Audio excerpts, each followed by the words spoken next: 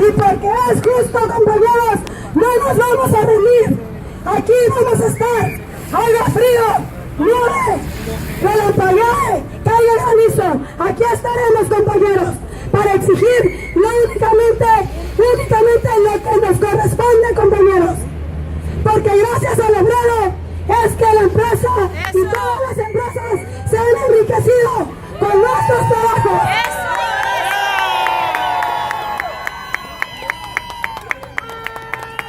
No nos vamos, aquí nos quedamos.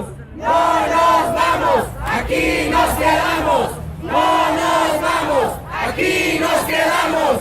No nos vamos, aquí nos quedamos. No nos vamos, aquí nos quedamos. No nos vamos, aquí nos quedamos.